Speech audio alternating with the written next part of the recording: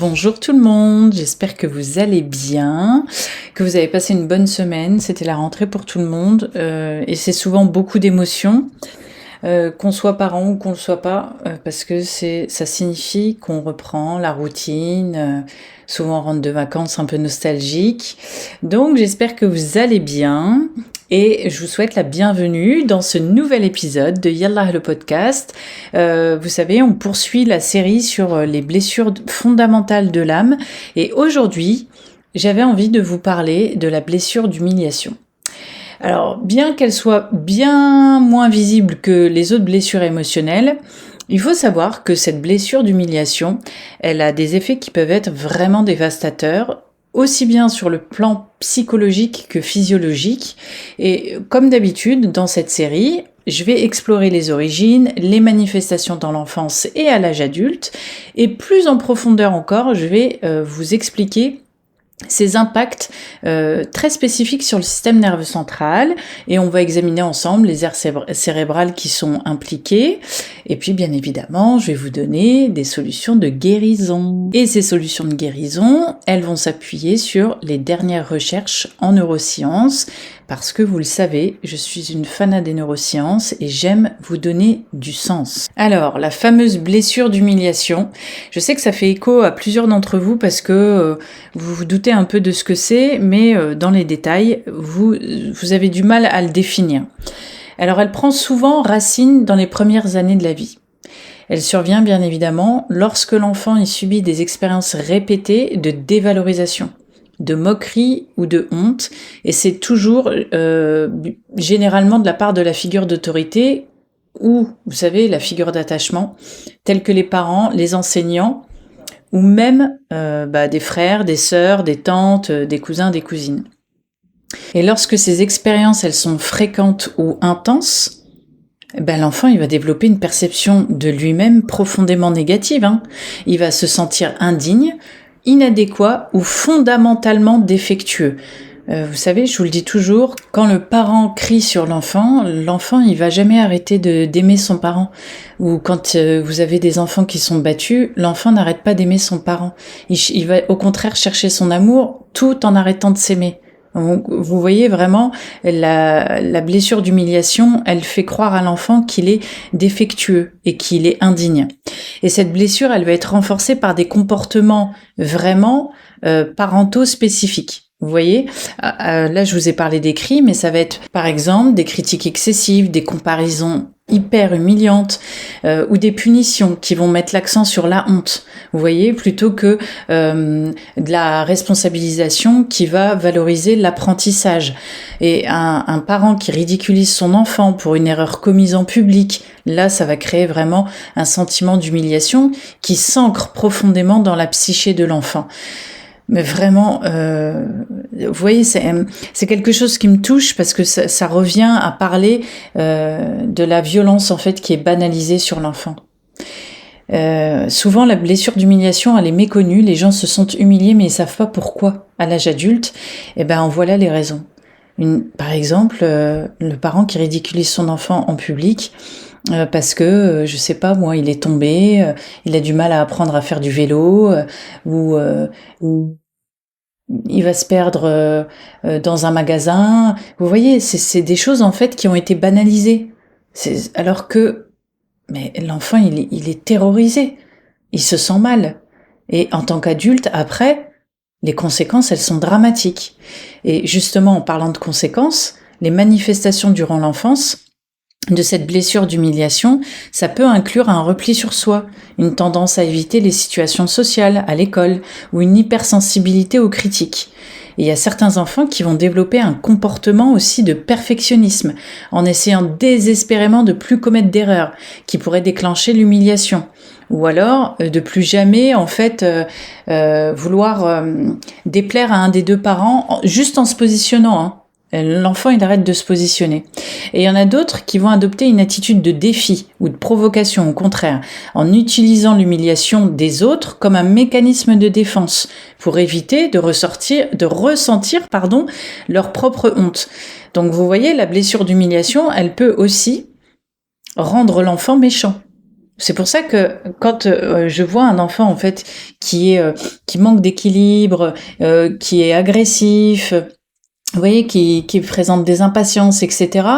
Je sais toujours qu'il y a eu quelque chose qui cloche dans le système dans lequel il évolue. Bien souvent, les gens ils ont une hâte à critiquer. Même un enfant. Et encore aussi cette croyance de dire ah il est capricieux, ah il est comme ci, il est comme ça. Non, un enfant, son système nerveux central, il est immature, il est en construction. Donc il y a rien de tout ça. Un enfant, il est émotionnel. Donc il est toujours en réaction. Et c'est pour ça qu'à l'âge adulte, on va avoir les conséquences profondes qui sont déjà présentes, comme je viens de vous le dire, durant en fait sa maturation émotionnelle. Ainsi, à l'âge adulte, la blessure d'humiliation, elle va se traduire souvent par une faible estime de soi, un sentiment constant de culpabilité ou de honte pour tout et n'importe quoi, hein, et des difficultés à établir des relations saines. Et j'insiste sur les relations saines.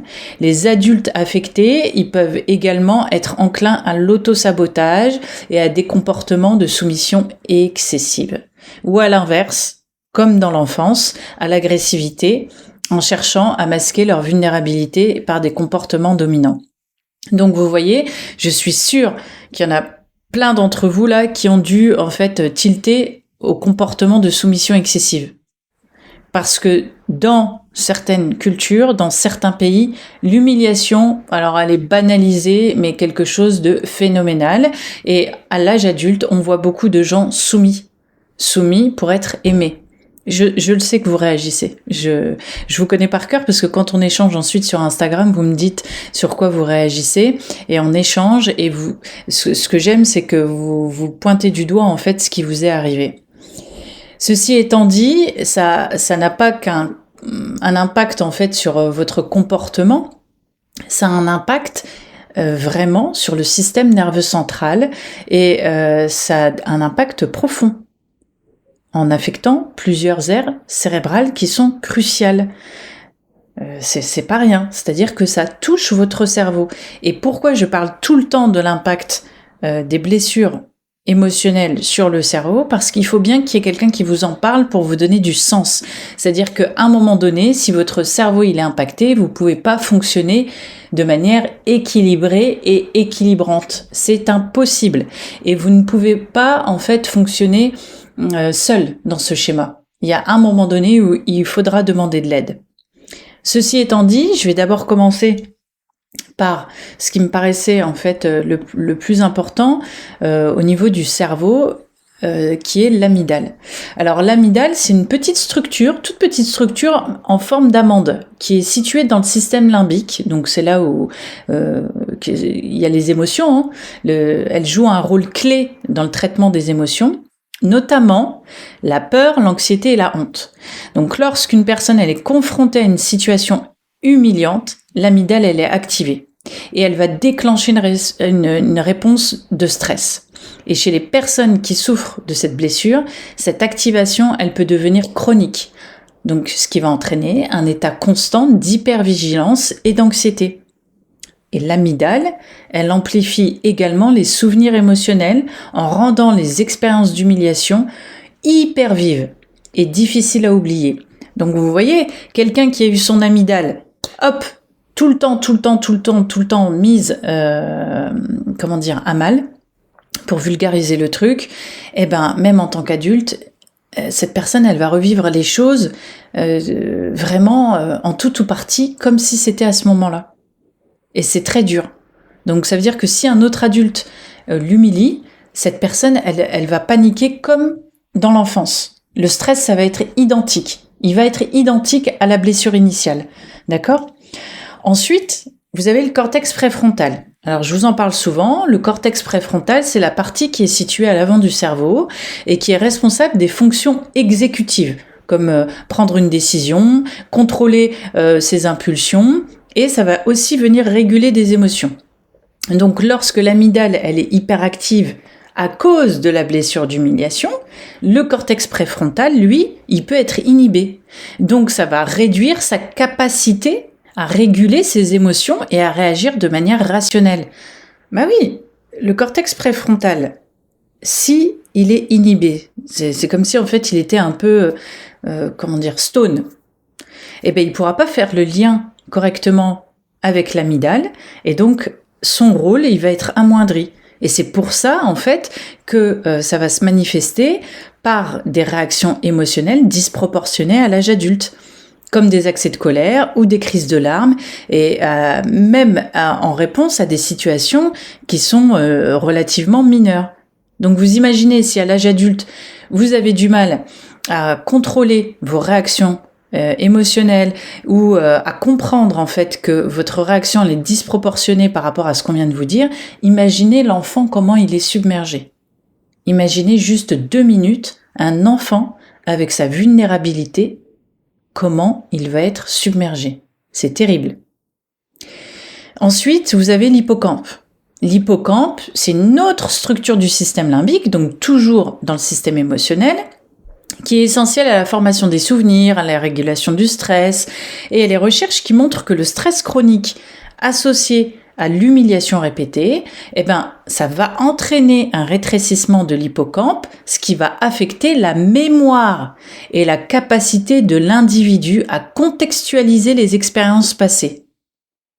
Ah, je sais que ça vous parle là. Il y en a souvent qui disent « je ne me souviens plus de mon enfance ». Vous voyez ? Il y a souvent des gens qui disent « j'ai un gros trou de mémoire de tel âge à tel âge ». J'arrive plus à savoir où c'était. Je sais que c'est arrivé, mais je me souviens plus où c'était, à quel âge, etc. C'est fou. C'est l'hippocampe là qui est en jeu. Et donc ça va expliquer pourquoi certaines personnes elles vont avoir du mal à tourner la page après avoir vécu des expériences humiliantes, parce que le cerveau, il va continuer de réactiver ses souvenirs de manière intense en cherchant à donner du sens. D'accord ? Et vous avez aussi le système nerveux autonome, donc c'est celui qui régule les fonctions du corps involontaires, donc les fonctions corporelles involontaires, et qui va être également affecté par la blessure d'humiliation. Le stress chronique, il va provoquer une activation prolongée du système nerveux sympathique, celui qui est responsable de la réponse, vous savez, combat ou fuite, et ça va entraîner des symptômes physiques tels que des palpitations, des sueurs, des tensions musculaires, des troubles gastro-intestinaux, et à long terme, en fait, cette activation excessive, elle va affaiblir le système immunitaire et donc augmenter le risque de maladies inflammatoires et cardiovasculaires. Et moi, j'entends souvent des femmes, parce que j'ai beaucoup de femmes en accompagnement, me dire « je prends tel médicament, ça fonctionne pas, tous les mois c'est comme ça, tous les ans c'est comme ça, et là on m'a découvert en fait une tachycardie, on m'a découvert ci et ça ». Et en fin de compte, si on creuse un peu, on voit très bien qu'il y a la blessure d'humiliation, et quand il y a la blessure d'humiliation, en général, c'est qu'il y en a d'autres.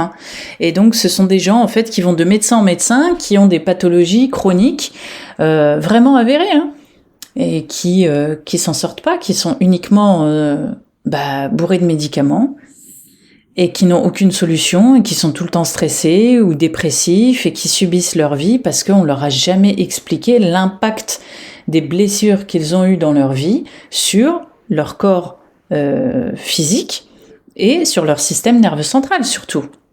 D'ailleurs, les recherches en neurosciences, elles continuent aujourd'hui de révéler des informations cruciales sur l'impact des blessures émotionnelles, y compris l'humiliation sur le cerveau. Aujourd'hui, de toute façon, on a des chercheurs qui sont tout le temps en train d'étudier l'imagerie cérébrale par rapport à des gens qui ont été traumatisés. Et par exemple, ils ont montré que la méditation et la thérapie, elles vont inverser en fait certains des effets négatifs de l'humiliation sur le cerveau. C'est des approches qui favorisent en fait la neuroplasticité. Ça, je vous en avais déjà parlé dans les autres épisodes. Et la neuroplasticité, c'est la capacité du cerveau à reconfigurer et à créer des nouvelles connexions neuronales. Et ça, on le voit lorsqu'on étudie l'imagerie cérébrale. C'est pour ça que c'est important de connaître les dernières avancées en neurosciences, d'accord ? Et il y a d'autres recherches qui ont exploré l'utilisation de la thérapie un peu par l'exposition, où les individus ils sont progressivement confrontés à des situations qui rappellent leur humiliation passée, mais dans un cadre sécurisé, bien évidemment, comme en EMDR en fait, afin de désensibiliser la réponse émotionnelle. Et ces méthodes-là, elles montrent vraiment des résultats prometteurs pour réduire l'activation de l'amygdale et améliorer la régulation émotionnelle. C'est ce qu'on fait en EMDR. C'est-à-dire que la personne, elle est en sécurité. Là, je vais prendre mon cas face à moi. Elle sait qu'on est en sécurité. On va aller rechercher le souvenir d'humiliation et hop, d'un coup, on va le dégager. On va pas en fait s'attarder sur le souvenir, faire pleurer, etc. avec les détails et tout ça. Le cerveau, il sait de quoi on parle. On va tout de suite le traiter et la réponse, elle va être immédiate. C'est pour ça en fait que ça fait partie des solutions de guérison. Le MDR, vraiment dans la blessure d'humiliation, parce que en fait la personne elle va se soulager, se délester de cette blessure et elle va dézoomer cette blessure. En fait, elle va la regarder de loin, mais vraiment de loin, et elle va souffler, complètement souffler. Et de la même manière, au niveau cellulaire, on peut travailler avec le breath work, en inspirant très profondément, en soufflant, en induisant un autre souvenir qui va venir calmer le souvenir initial. Et là, en fait, on va travailler plus particulièrement sur les cellules et la blessure qu'elles portent. Parce que, rappelez-vous, je vous en ai parlé, dans l'épigénétique, le transgénérationnel, les cellules, elles gardent la trace puisque le génome, il est cicatriciel. Et donc, en fait, vous transmettez aux générations futures, comme vous, on vous a transmis. Et c'est là où c'est intéressant sur toutes ces méthodes, en fait, c'est que là, on va vraiment corriger quelque chose de profond et même de très ancien. Tellement ancien que ça vous appartenait pas à la base. Et là, les neurosciences nous prouvent encore une fois, parce que je sais qu'il y a des gens qui veulent tout le temps des preuves, elles nous prouvent qu'en fait, on peut agir sur notre neuroplasticité et au niveau cellulaire et sur l'expression en fait de certains génomes. On va pouvoir en fait travailler la blessure et vraiment la dissiper et se réconcilier avec nous-mêmes et avec les gens qui nous ont précédés. Ce sera d'ailleurs l'objet d'un autre épisode parce que c'est vraiment passionnant. En tout cas, bon là je me suis un peu égarée, mais cette blessure d'humiliation, comme vous avez pu le comprendre maintenant, elle a vraiment des conséquences qui sont dramatiques et elles peuvent empêcher une personne de vivre sa vie et d'être bien toute sa vie. Vous imaginez ? C'est-à-dire que vous allez subir, au lieu d'être acteur de votre vie, vous allez subir. Alors qu'en réalité, si on vous avait aidé beaucoup plus tôt et déjà si on vous avait pas violenté, vous seriez tout autre. C'est pour ça qu'il est important en fait de prendre ses responsabilités et de comprendre que ce que l'on a subi n'est pas de notre responsabilité. Par contre, la guérison, c'est notre responsabilité à tous. C'est-à-dire que lorsque quelque chose cloche dans notre vie, c'est à nous d'être responsables et de dire voilà, je vais m'occuper de moi et je vais régler ça pour avancer et ne plus être spectateur de ma vie. Devenir acteur de sa vie, c'est prendre cette responsabilité.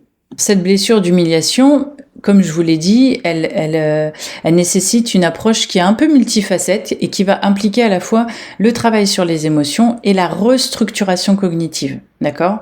Donc vous avez la thérapie qui aide les individus à identifier et à modifier les pensées automatiques qui sont négatives liées à l'humiliation. Par exemple, une personne, au fur et à mesure, elle va apprendre à remplacer des pensées du type « je suis indigne » par des affirmations beaucoup plus équilibrées et réalistes, en répétant. Parce que vous le savez, le cerveau est un muscle. Donc, ce qu'on lui dit, il le prend pour acquis. Si le matin, vous vous levez et que vous dites « Subhanallah » et ça va pas, et je suis moche, et ça va pas aller, je vais passer une mauvaise journée, le cerveau, il va obéir. D'accord ? Alors que si le matin, vous vous levez et que vous dites Alhamdulillah et là je parle en arabe mais Si le matin vous vous levez et que vous êtes dans de bonnes dispositions et que vous vous dites je vais passer une bonne journée et ça va aller et je me mets en route et je suis fière de moi, mais le cerveau il va le prendre pour acquis aussi. C'est comme le vélo. Et donc dans la thérapie, on apprend aux gens à modifier cette perception et elle va inclure des exercices pour affronter des situations qui déclenchent la honte de manière en fait progressive et bien contrôlée. Donc ça veut dire que la personne, elle prend conscience qu'à ce moment-là, sa blessure, elle est déclenchée. Et donc, à ce moment-là, on lui explique comment faire. D'accord ? Ensuite, vous avez toujours, et ça c'est prouvé avec l'imagerie cérébrale, la méditation et l'instant présent, donc la pleine conscience. Ça, c'est largement prouvé, réitéré, et ce sont des pratiques en fait qui vont aider à développer une conscience accrue de ses émotions et de ses réactions corporelles. À ce moment-là, vous allez comprendre comment votre corps y réagit. Et là, ça va vous permettre une meilleure régulation de la réponse au stress. C'est intéressant, hein ? La pleine conscience, donc vraiment se dire je suis dans l'instant présent et je comprends mon corps et je l'entends et je lui apporte une réponse, ça va diminuer l'activité de l'amygdale. C'est vu en imagerie mais cérébrale, hein ? Et ça va réduire le sentiment de honte et d'humiliation. Et ensuite, vous avez ce que je vous disais tout à l'heure, le MDR, qui va venir vraiment, là pour le coup, dézoomer émotionnellement le souvenir traumatique. D'accord ? Parce que l'humiliation, c'est traumatisant. Il n'y a personne sur cette terre qui a été humilié et qui s'est pas senti vraiment bafoué. Ça n'existe pas. À moins d'être l'enfant de Satan, ça n'existe pas. Donc vraiment, j'insiste sur le fait qu'il faut être acteur de sa vie, il faut être acteur de sa santé. Moi, j'accompagne des gens qui traitent en fait par thème, qui me disent tiens, là j'ai envie de faire ça, là j'ai envie de faire ça, et on y va ensemble. Et une fois qu'ils ont traité, hop, ils ont pris le pli et ils me font des retours, ils écoutent les épisodes, ils reprennent des notes, ils disent tiens, j'ai relevé ça. Ils sont vraiment acteurs parce qu'en fait, la découverte de soi et l'amélioration de sa vie, c'est tout le temps, puisque la vie, elle est en perpétuel mouvement. Et il peut nous arriver des bricoles sans qu'on le veuille, hein, bien évidemment. On vit pas dans du coton. Et ce qu'on a été capable de traiter hier et d'affronter hier, bah parfois, sur certaines situations aujourd'hui, bah c'est pas comme hier. On a une petite difficulté, hop, on bute. Et donc il faut réinitialiser les choses, réajuster les choses. Et c'est là où la thérapie, elle a une action merveilleuse, c'est qu'elle va vous apprendre à surfer sur la vague. C'est-à-dire que même si ça se reproduit, vous allez plus réagir comme à l'initiale. Sinon, ça veut dire que ça veut dire que vous êtes fait arnaquer. Et c'est une réalité. Voilà, je peux pas le dire autrement. En réalité, le fond de la thérapie, c'est de traiter les traumas, les choses qui nous sont arrivées, etc., de se comprendre, de s'accepter tel que l'on est, mais surtout d'apprendre à surfer sur la vague de la vie. Et donc, quand il nous arrive des bricoles, de moins réagir. En tout cas, de réagir de façon beaucoup plus équilibrée.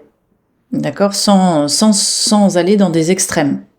Et c'est là où en fait le soutien social il est essentiel dans ce processus de guérison parce que si on a des relations positives et bienveillantes, donc quand je dis bienveillante, c'est dans l'absence de jugement, ça va aider à reconstruire une image de soi qui est saine et qui va réduire l'impact de la honte et de l'humiliation sur la vie quotidienne. Parce que il y a vraiment des relations qui sont négatives, hein. Et il y a des gens, en fait, ça leur convient pas quand vous changez, quand vous vous sentez mieux, parce que vous êtes plus dans la galère avec eux. C'est une réalité. Et bien souvent, lorsqu'on change, c'est malheureux à dire, mais c'est une réalité. C'est le premier cercle qui va pas être content. Ah, tiens, elle bouge, elle change, ou il bouge, il change, qu'est-ce qui se passe, qui il fréquente, etc. C'est quelqu'un qui lui dit... c'est jamais la personne qui peut être responsable de sa vie, c'est toujours quelqu'un qui vient lui souffler dans l'oreille, change. Ça, c'est quelque chose qui est insupportable à entendre. Souvent, quand j'accompagne des gens, l'entourage, il est déstabilisé. Alors, pas tous, hein. Et, mais c'est quelqu'un qui t'influence. Mais tu vas faire ci, tu vas faire ça. Et donc, la personne qui veut guérir, elle est infantilisée. on la rend bébête. Ah bah non, bah t'es incapable toi de prendre une décision dans ta vie, donc c'est forcément quelqu'un qui te l'a soufflé, c'est forcément quelqu'un qui te raconte des bêtises, qui veut ton malheur, etc. Et pourquoi? Bah parce que en fait ça les arrange pas que vous alliez mieux. Et ça, c'est une réalité.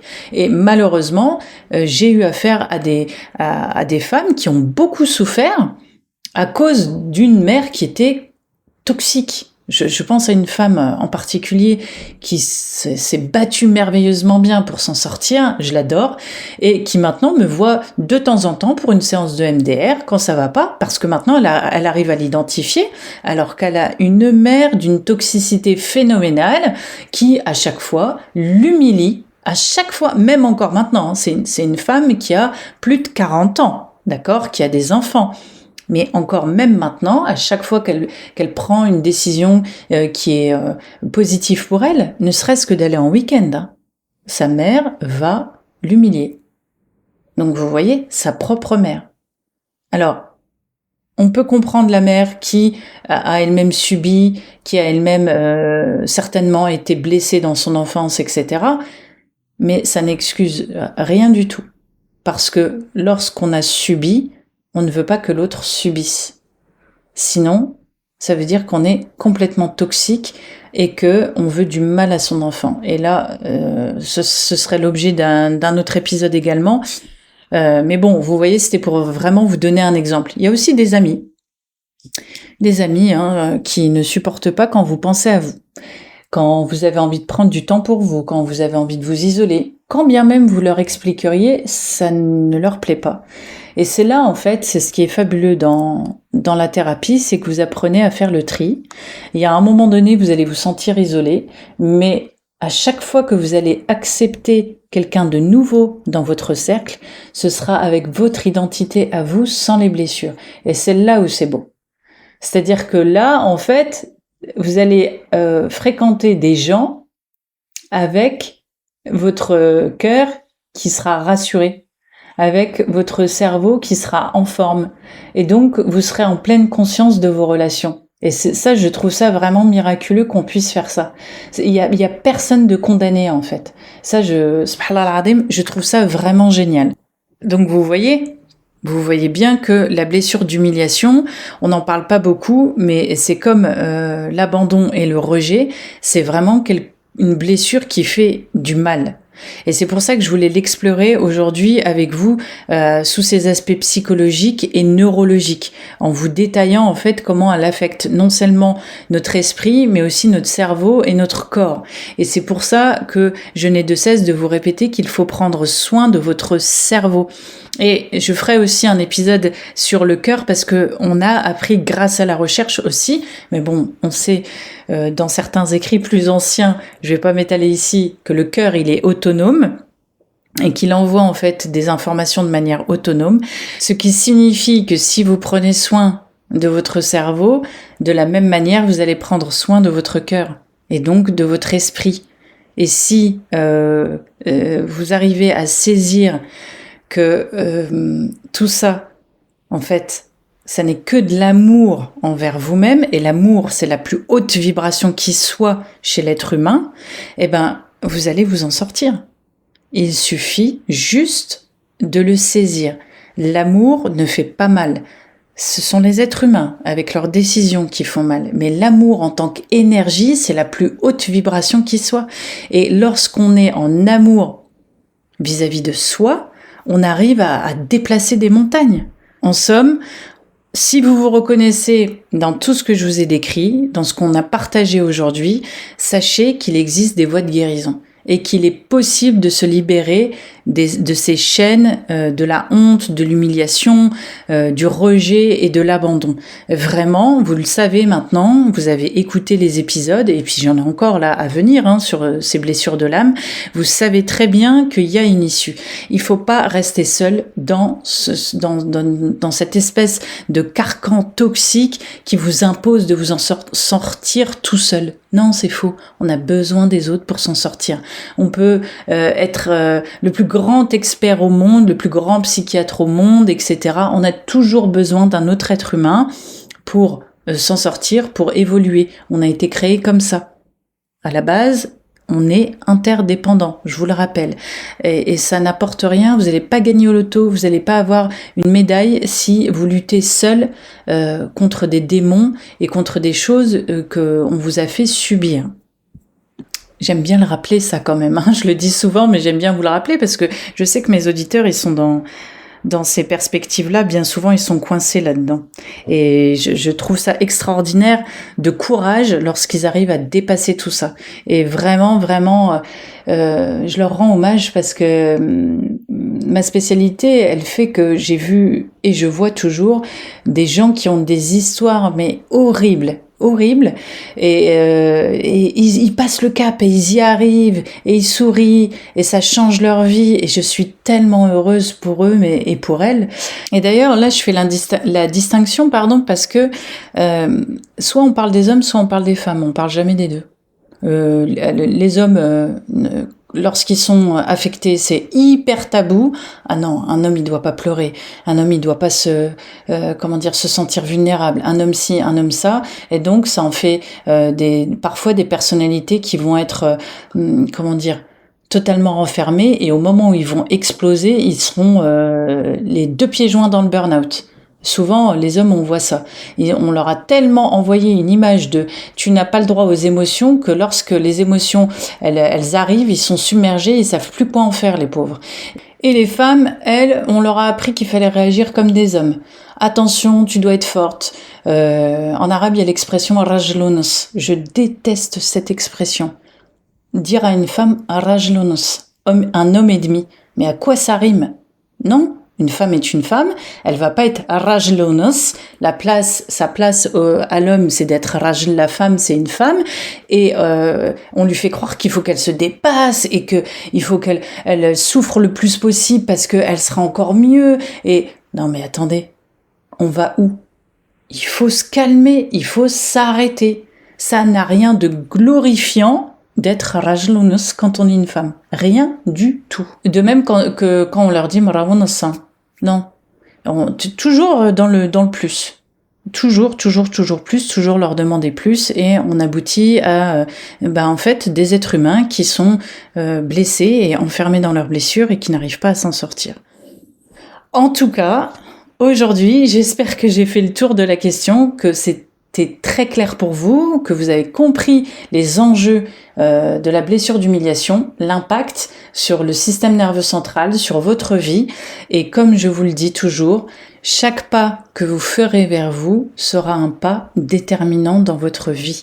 Ce sera un pas qui aura une conséquence positive pour votre avenir. Et même si vous ne le voyez pas aujourd'hui, un jour, vous comprendrez que vous êtes un être extraordinaire à la nature miraculeuse.